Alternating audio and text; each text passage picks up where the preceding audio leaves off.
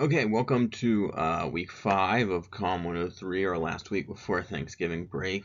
We're starting to wrap things up here, so the semester will be over before we know it. This week we're going to switch things up a little bit. I'll kind of explain why as I go through sort of the next slide. Um, but I think yeah, it'll be good. So I'll just jump kind of right into it. So basically what we're doing is a schedule change.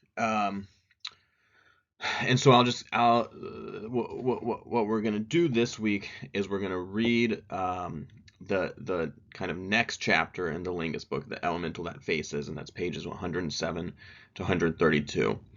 And instead of finishing the Lingus book, what I want you to do is to read the whole book of Esposito's Persons and Things, and then your reflection will be on those two readings, that chapter of Lingus and the Esposito book.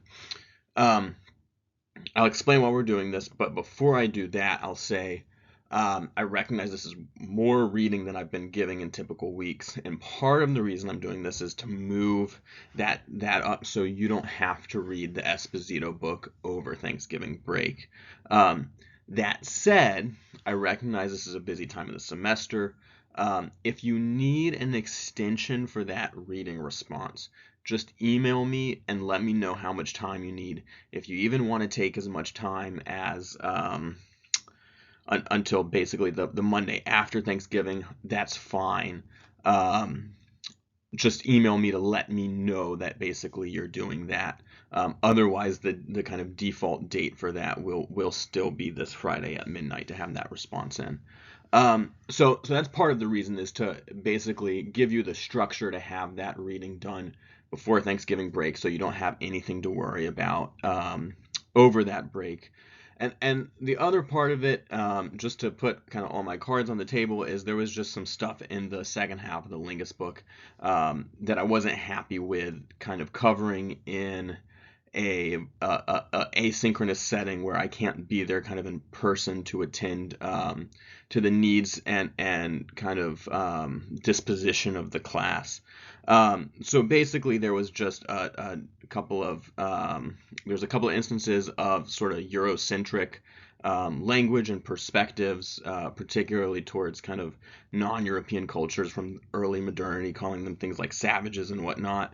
And then there was again a little bit of sort of homophobic language. And I don't think that Lingus's argument is Eurocentric or homophobic. I actually think it works against those sort of perspectives. But again, not being able to be there and attend to those things in person, I don't kind of want to just throw you into sort of the deep end and sort of say, why are like it's a really hard thing that's not unique to this book in philosophy. That so we read about dialectics earlier this semester. Hegel was pretty famously like very Eurocentric and fairly racist.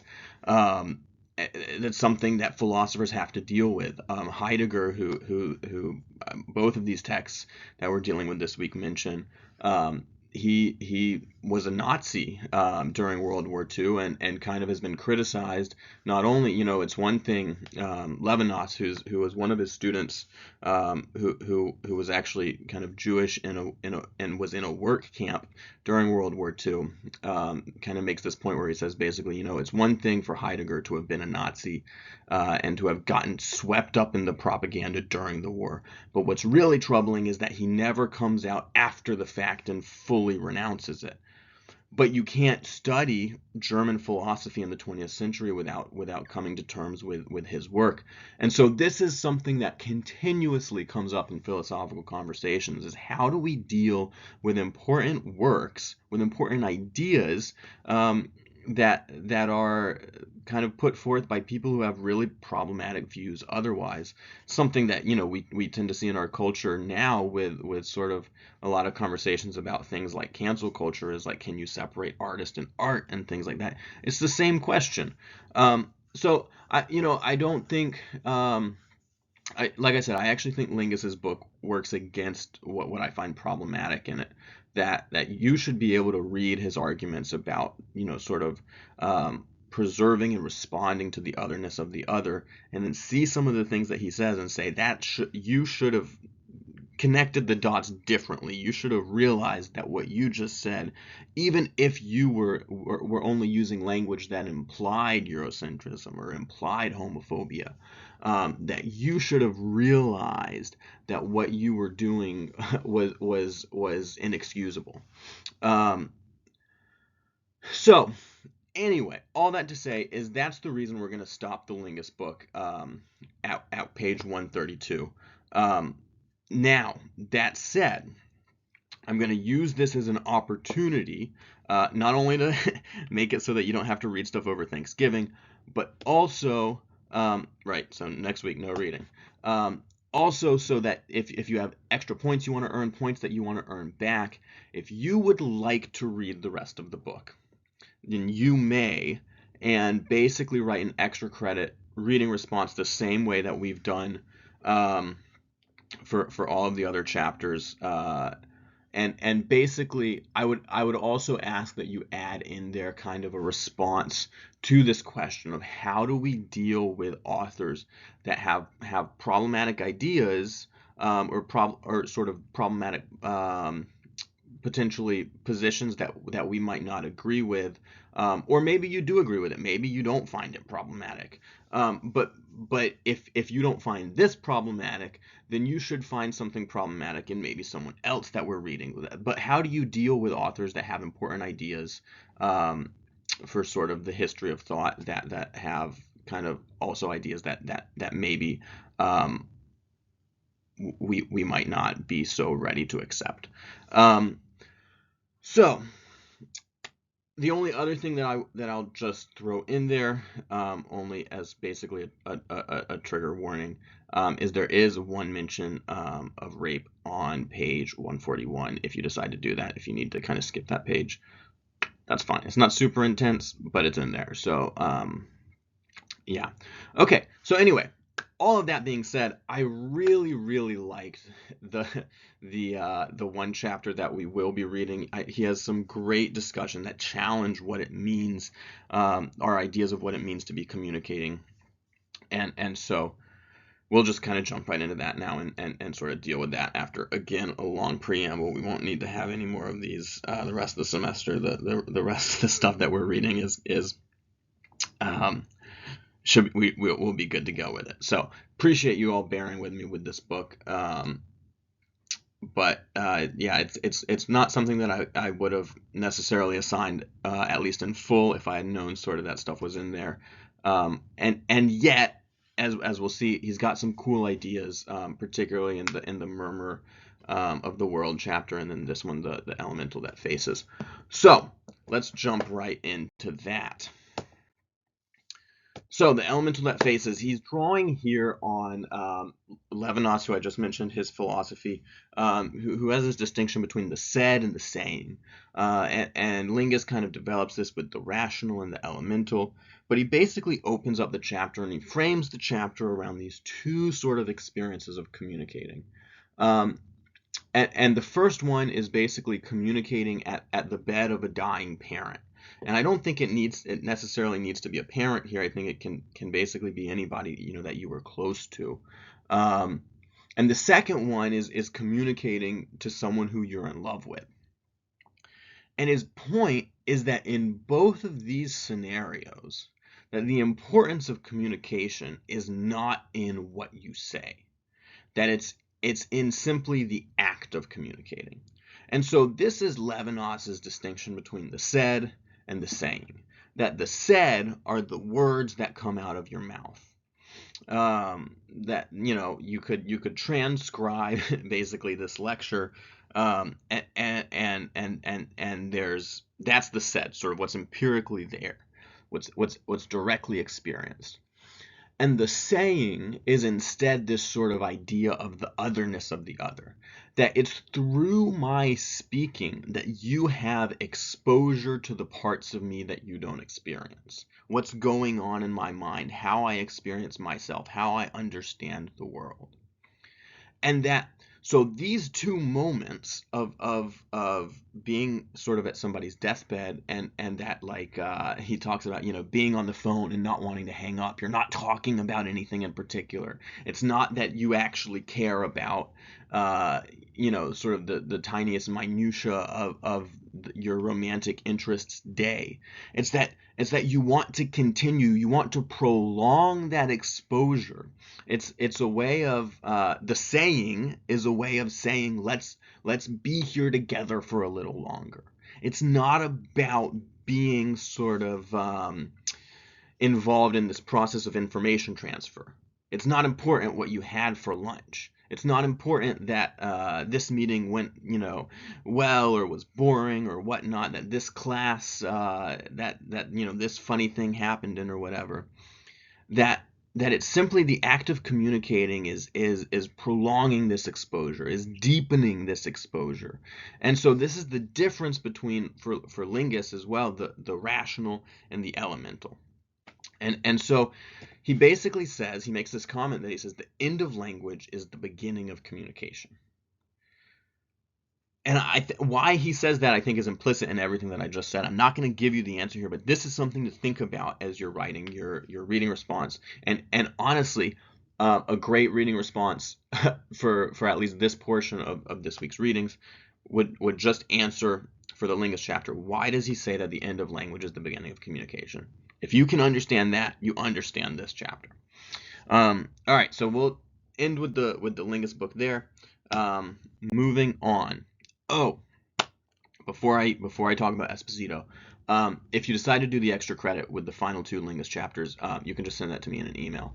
It doesn't need to be kind of uploaded to Canvas or anything like that, and that will, go to replace, either it will go to replace, one of your previous reading responses, or it'll sort of just be added into that average as kind of an extra boost if you've done all of them. So now we'll move on. Esposito, Persons and Things. This is a cool book. So Roberto Esposito is basically a philosopher of sort of law and legal studies, in sort of Italy. So that's interesting, right? It's not the American legal system. That's why he spends so much time talking about the Roman legal system, because, this, well, Rome's in Italy, but it's also the legal system that, sort of eventually, right, there's a lot of iterations, changes that things go through, but it gives birth to the sort of Western legal system in general. So this idea, this persons and things, it's divided up 3 chapters: persons, things, bodies. And this is the problematic that he's dealing with, is that basically in Western law, inherited from Roman law, there's persons and there are things. And that the distinction is that persons possess things. So what is a thing? It's something that's not a person. What's a person? It's something that's not a thing. And that the thing is something a person possesses and then uses. Now, the problem with this for Esposito is that the body doesn't really fit into this schematic according to how Western philosophy understands the body. That on the one hand, the body is taken as, it is the thing that my mind controls. But think about how I even just said that it's the thing that my mind controls. So then the seat of personhood is really in the mind, and the body is a thing. That in order to demonstrate that I am a person and not a thing, I must have control over my body. Now, at the end of this chapter, he gets into implications of why that's so dangerous. Not even really at the end of the chapter, throughout the chapter. But particularly, so he has this quote: the concept of a person, which in principle should lead to the universalization of inalienable human rights, has long been used to exclude some types of human from the benefits granted to others. And he sees the body as the hinge here. That if I take my concept of what it means for me to be a person is something seated in the mind controlling my body, then it's only just the tiniest pivot that allows me to then understand another person as a thing, because I use their body for something else. Whether that's physical labor, whether that's that's mental labor, whether that's in the case of women in Western society for a long time, that the labor of childbirth and child rearing, that when the body is used for other means, it becomes a thing, and the person becomes a thing along with it. So Esposito sees the body, how we conceptualize the body is really important, because it's not just this thing that I have. And when we think about the body as the thing that I have, um, then we can basically use this concept of personhood, as he says, um, both to justify the personhood of some, right? The people who have control over their own bodies are persons, but also to exclude others from personhood, the people whose bodies are being used by other persons. So it's a really kind of tenuous sort of legal and philosophical framework to walk through, particularly because there's so much at stake. Um, interpersonal communication, how we conceive of the body, has implications not only for how we understand ourselves, but also how we understand others. And so at the end of the chapter, he gets into this. Particularly, he talks about sort of a philosopher, Peter Singer, who has some like crazy radical views about who counts as a person. And this traditional concept of personhood calls into questions. Well, does a person who's basically in a coma, they don't have control over their body, under this definition of personhood, do they count as a person? What about an infant who doesn't have control over their body in the same way that we think about control over their body, right? He's taking a nap right now. I got a 7-month-old in the other room. He can't do things with his body that I can do. Not only because, like he doesn't know how to walk yet, but also like he doesn't have the coordination. He doesn't have the mental recall to basically be able to do the things with the body that I can do. Singer kind of suggests that maybe babies aren't people. Um, so huge implications for this argument, and this first kind of chapter basically sets it up. Um, Second chapter, things. So this is a cool chapter. There's a lot of good stuff in here. He gives basically a sort of history, again, of kind of the Roman understanding of things and its connections with kind of Greek philosophy. That's really cool. I'm not going to dive into it too much now for the sake of time, but he has this section in there called Words and Things. Really, really great section that immediately has implications for what we're doing with interpersonal communication. And particularly, he talks about how language affirms the existence of something by denying the mode by which it exists. Okay, that's a weird way of saying something, but it's really simple. It's basically the idea that words are not things, right? When I say book, that word is not this thing, but that word makes this thing something that I can conceptualize and I can carry with me without this actual existent thing being there. Why is that so important? Well, this is something that basically you see in culture today, and questions about whatever group that it might be. What do we call ourselves? That when you call yourself something, you give existence to that aspect of yourself, and you make it into a thing, or you acknowledge its thingness. Now that's an interesting distinction. Does naming something make it into a thing, or does it acknowledge its thingness? One of maybe a good example of this is just colors. My wife and I frequently have a kind of friendly debate about what is maroon. To me, I see maroon as a version of red. She sees it as a version of purple. Now, maroon, by giving it that word, it's its own thing, right? It's become something, or we've given thingness to that something. If we didn't have that word maroon, then we would have a clash over when we see that color and I say that's red, she says it's purple. But by we can both point, even though I see it as one thing and she sees it as another, we can both point to it and say that has a thingness that we call maroon. And we might disagree about its classification, but we agree about its thingness. So there's this kind of disjunction between language and things that Esposito is getting at here. Oh, there was something else I wanted to talk about before I talked about value and economy. Hold on, let me flip through real quick.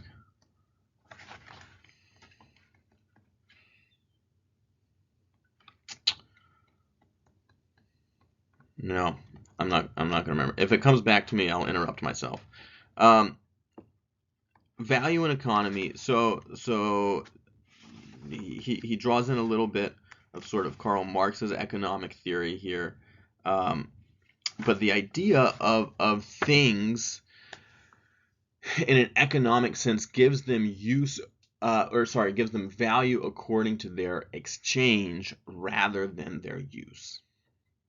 So the kind of easy way that I think about this is my books here are all marked up with my notes, little comments that I make, underlinings. In terms of their use to me, they are far more valuable than their exchange rate. That these mean something to me because they're written, underlined in a way that I can understand, in a way that's valuable for my further research, that if you were to put it on the market, might actually devalue it because it's no longer a pristine copy. In terms of its exchange, the value's gone down. In terms of its use, for me, the value's gone up. Maybe for someone else, it's gone down. Esposito talks about how basically our conceptualization of things has been limited kind of to the idea of exchange.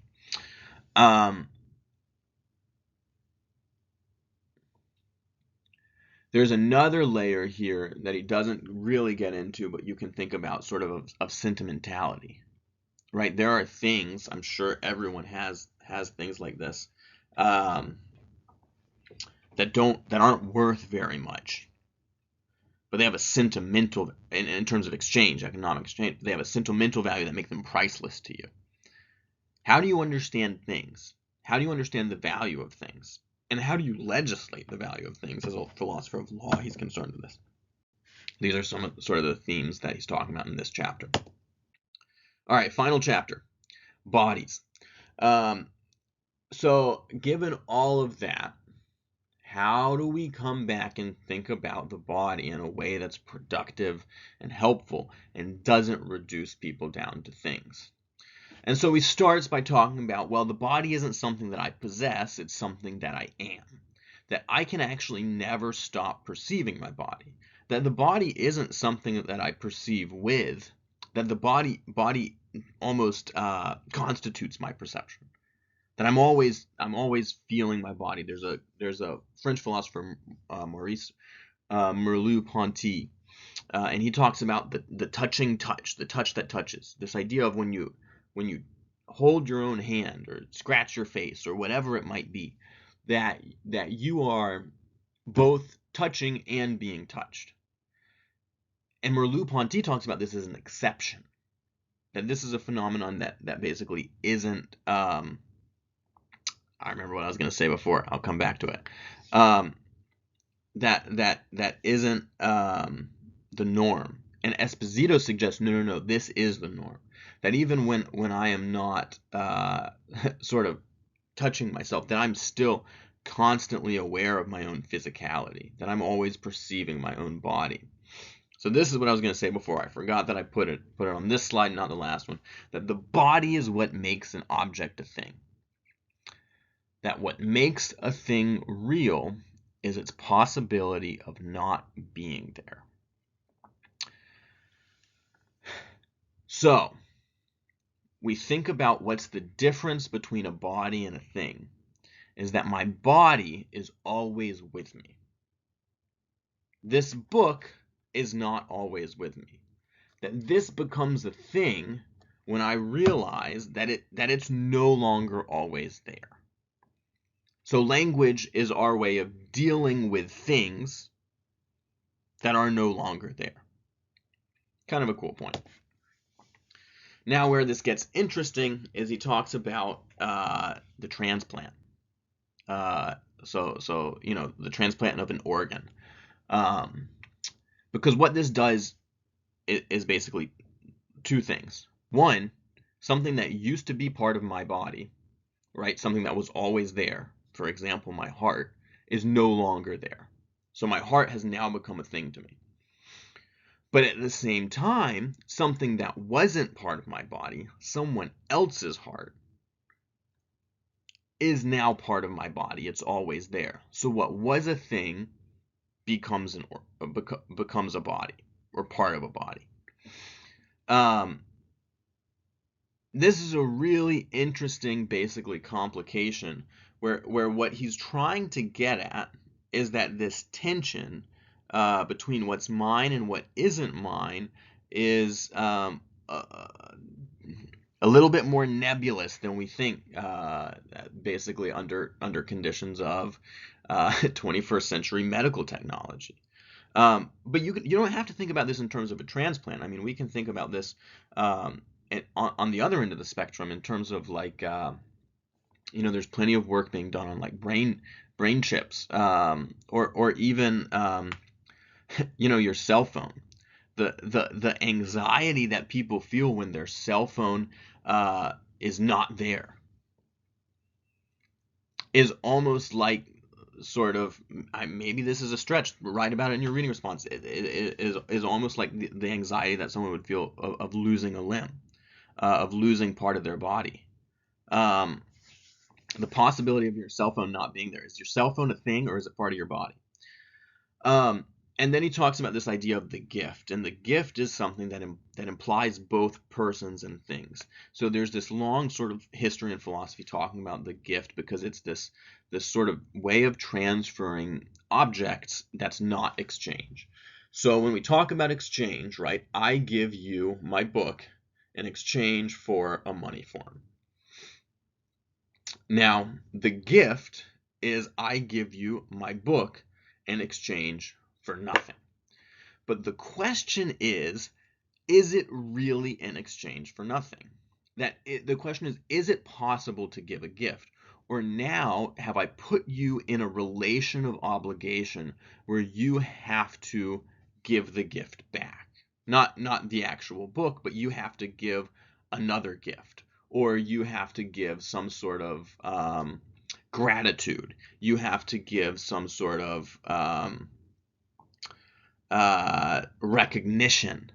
That is it possible to give a gift that is purely a giving without a receiving? And Esposito's point here is not about whether or not it's possible to give a gift, but that the gift always implicates both the thing and the person. That there's what the thing that is transferred, and then there's the relation that goes along with that. That what the gift gives is relationality. Now, to sort of close, the body then is this sort of shared experience of dependence and freedom.